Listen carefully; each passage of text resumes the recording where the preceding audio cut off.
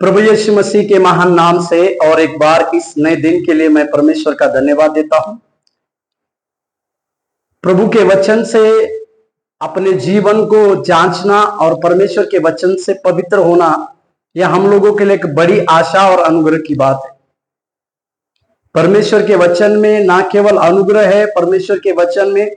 बहुतायत से हमारे लिए कई एक प्रकार की आशीष दबी हुई है। एक वचन की ओर हम अपने ध्यान को आकर्षित करें, जो दूसरा राजा उसके 4 अध्याय के 7वें वचन में, दूसरा राजा 4 अध्याय और 7वें वचन को देखिए। तब उसने जाकर परमेश्वर के भक्त को यह बता दिया और उसने कहा, जा तेल बेचकर ऋण भर दे और जो रह जाए उससे तू अपने पुत्रों सहित अपना निर्वाह करना। यह उस विधवा की कहानी है जिसके पास जिसका पति वो खो चुकी थी और उसके पति के जो कर्जा लिया गया था, उस कर्जे के बदले उसके दोनों बेटे को गुलाम बनाने की बातें उस जगह पे थी। यानी एक कर्जदार रहने वाली स्त्री परमेश्वर के भक्त या परमेश्वर के नबी एलिशा के पास अपनी दुहाई लेकर जाती है, और क्योंकि उसको इस प्रकार से सिखाया गया था, या वो एक सेवक की पत्नी होने के चलते उसे इस प्रकार से पता था कि मेरे प्रश्न का समाधान या मेरा प्रोवाइड करने वाला परमेश्वर का सेवक या परमेश्वर का दास, इसके द्वारा ही मेरे प्रश्न का उत्तर मिलेगा। इस प्रकार की बातें उसको समझाई गई, परंतु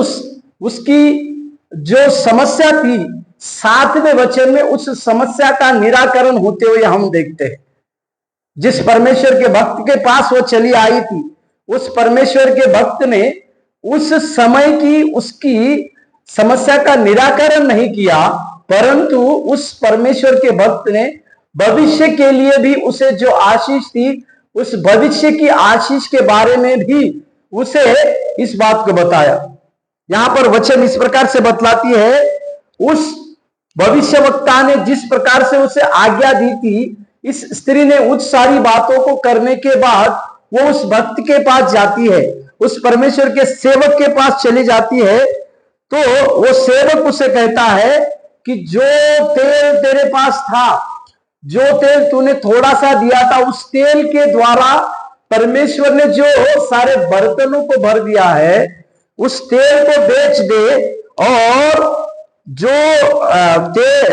तेल बेचकर पैसा आएगा, उस तेल से तू तेरा कर्जा को चुकता कर, और जो कुछ रहेगा उससे तू और तेरे परिवार का उदर निर्वाह कर।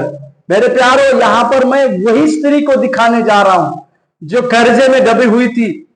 जिसके लिए कई प्रकार उसकी आशा पूरी रीति से टूट गई थी। इस प्रकार से आशा टूटने वाली स्त्री के जीवन में